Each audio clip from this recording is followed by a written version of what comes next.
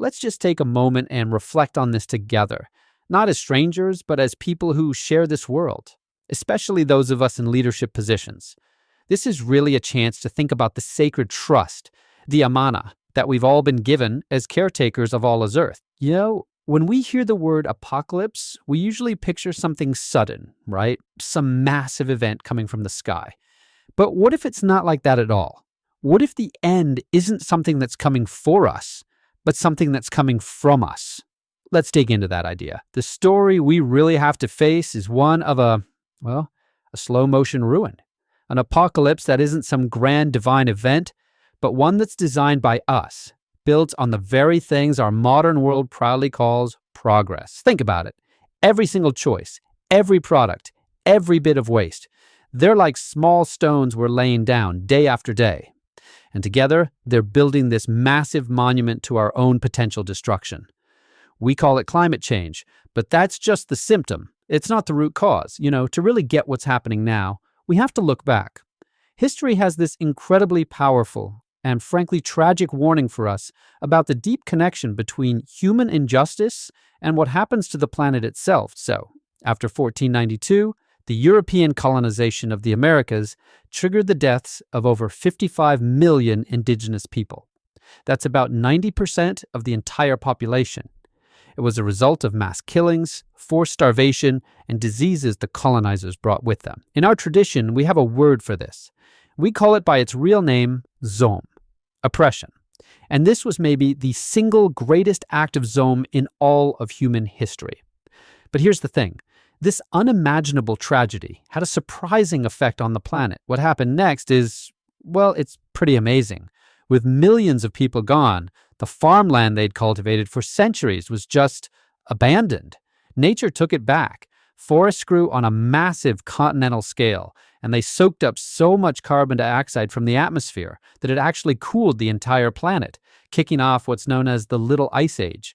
It's a really stark lesson. When the oppression stopped, the earth began to heal itself. So this history lesson brings us directly to the Islamic way of understanding our current environmental crisis. And it's not a new idea. It's a diagnosis that's been right there for us for over 1,400 years. Okay, so in Islam, we need to be really clear here. There are two kinds of endings we talk about. First, there's Al-Qiyamah, the final day of judgment. That's in Allah's hands and His alone. But then there's something else, fasād fil ard. This is a self-inflicted ruin, a chaos that comes from our own actions. And that is the one we have to deal with right now. This term, fasād fil ard, it perfectly describes the deep decay, both spiritual and physical, that we see all around us. It's the chaos that's spreading across the world, not by accident, but as a direct result of, as the Quran says, what our hands have earned. And this isn't some new age interpretation. It's a timeless diagnosis right from the Quran. The verse goes on to tell us why this happens, so He may let them taste part of what they have done, that they might return. It's a divine warning sign. It's actually a mercy meant to wake us up and turn us back to the right path. This corruption, this fasād, is really a disruption of the Mīzān, the divine balance. Think of it like this. Allah has woven this perfect, intricate equilibrium into everything. From the way planets orbit to the way an ecosystem functions, everything is in balance. And our actions are now throwing that balance completely out of whack. So what's really driving this? What is the engine behind this massive imbalance? Well, the problem isn't just a specific technology or an industry. It's the philosophy underneath it all. It's the way we've been taught to see the world. For a few hundred years, the dominant way of thinking, pushed by figures like René Descartes, created this huge split. It said that humans, with our reason, were totally separate from and superior to nature. Nature was just stuff, lifeless substance that's just sitting there for us to control and use for our own benefit. Now just contrast that with what the Quran says. Allah tells us that every living thing, every bird in the sky, every ant in the ground, is umamun amthalukum, a community just like you. They aren't objects, they're nations of worshippers, each one glorifying its creator in its own unique way. That first philosophy, the one about nature just being stuff, became the engine of our economic system. Modern capitalism, as it stands, takes risk, which is sacred provision from Allah, and it turns it into a simple commodity. It runs on israf, constant wastefulness and excess, and it demands infinite growth on a planet that is very, very finite. That's the engine of fasād. And this brings us to the great paradox of our time. We know, we really know, the data is all there, the reports are public, the effects are clear to see.